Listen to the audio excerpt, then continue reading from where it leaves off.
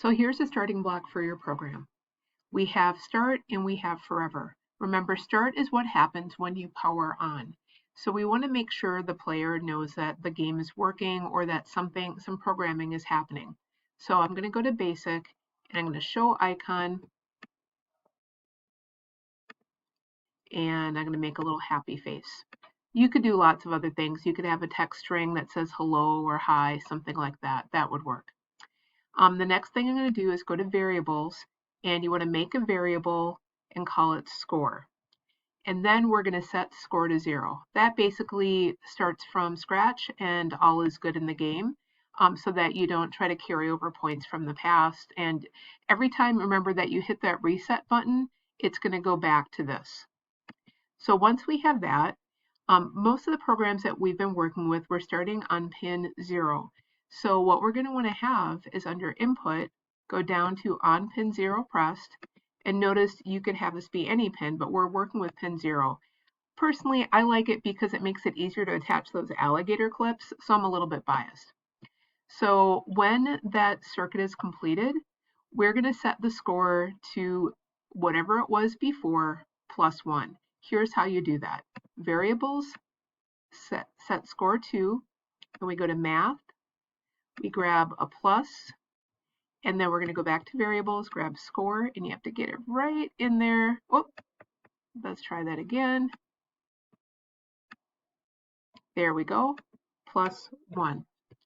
And then it's a good idea to have some kind of a pause in there, so that, like, if say you're playing basketball and you've got a basket, you have time to pull it out. So to get it to pause, we're going to go back to basic, scroll down to the bottom, and do a pause so it doesn't just keep hitting and hitting and hitting. You could do like a 500 millisecond, which is like a half a second, or a full second. It's up to you. So you have something like that. Now, you could have something else that goes in, like a smile or a happy face or something like that. You could also have something like under forever. You could have it show, let's see, where's show? Oh, there it is, show number. But instead of having it be number, you could have it be the variable score. So plain and simple, right now, this is saying on start, you get your little smiley face, and our score is 0. When we complete our circuit, then we're going to add a point, and it's going to pause. So here we go.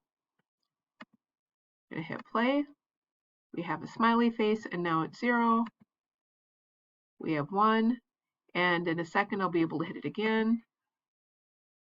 Eventually it'll let me do it, but it takes a full second, and a second is longer than you would expect. Oops. There you go. So you can see how that works, right? So that's not too bad, but now you might want to have something that shows, because remember, you're supposed to have a conditional, some kind of a condition that says if true. Now, I'm not going to give you the answer for this one, but a suggestion could be something like, if score is 5, then do this.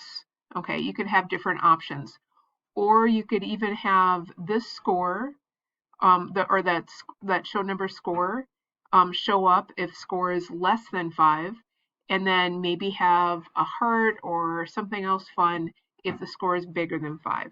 You know, you can choose how to make that work, but this is the area that you would do it in. Remember, you hit your plus to have an else. So if this is true, then do this, else you're going to do this. Think about how that's going to work for your program, but now you have the starting points.